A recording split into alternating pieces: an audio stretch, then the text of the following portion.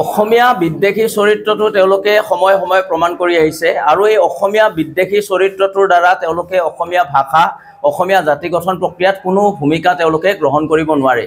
ইয়াৰ দ্বাৰা এটাই কথা প্ৰমাণ হৈছে যে তেওঁলোক অৰিজিনেলি যিটো তেওঁলোক বাংলাদেশী মূলৰ হয় এই কথাটো প্ৰমাণ হৈছে আৰু অসমীয়া জাতি গঠন প্ৰক্ৰিয়াত এই ধৰণৰ অপশক্তিসমূহক আমি উৎখাত কৰিব লাগিব। এই ধৰণৰ অপচিন্তা লৈ তেওঁলোকে অসমীয়া জাতি গঠন প্ৰক্ৰিয়াত ব্যাঘাত জন্মাই আহিছে আৰু জন্মাই যাব। তেওঁলোক চিনাক্ত হৈছে, ভালেই হৈছে আৰু তেওঁলোকৰ এই ধৰণৰ প্ৰতিক্ৰিয়া আমি দিব লাগে বুলি ভবা নাই, কাৰণ অসমীয়া ভাষাটো এটা গৰিমামণ্ডিত ভাষা। এই ভাষাটো কোনোবা দুষ্কৃতিকাৰীয়ে, কোনোবা বাংলাদেশী মূলৰ মানুহে ক'লেই যে অসমীয়া ভাষাটো নোহোৱা হৈ যাব, অসমীয়া ভাষাই ৰাজ্য ভাষাৰ মৰ্যাদা হেৰুৱাব, এনেকুৱা কথা নহয়।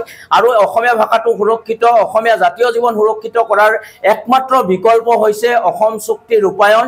অসম চুক্তিৰ আধাৰত বিপ্লৱ শৰ্মাৰ নেতৃত্বাধীন যিখন 6 নম্বৰ দফাৰ প্ৰতিবেদন চৰকাৰক দাখিল কৰা হৈছে, এই প্ৰতিবেদনখন সময়মতে কাৰ্যকৰী কৰি অসমীয়া ভাষা সুৰক্ষিত কৰিব লাগে, অসমীয়া জাতীয় জীৱন সুৰক্ষিত কৰিব লাগে, অসমীয়া মানুহৰ অস্তিত্ব সুৰক্ষিত কৰিব লাগে। ইয়াত কোনো বাংলাদেশী মূলৰ কথাৰে অসমীয়া জাতীয় জীৱনক প্ৰভাৱিত কৰিব নোৱাৰে।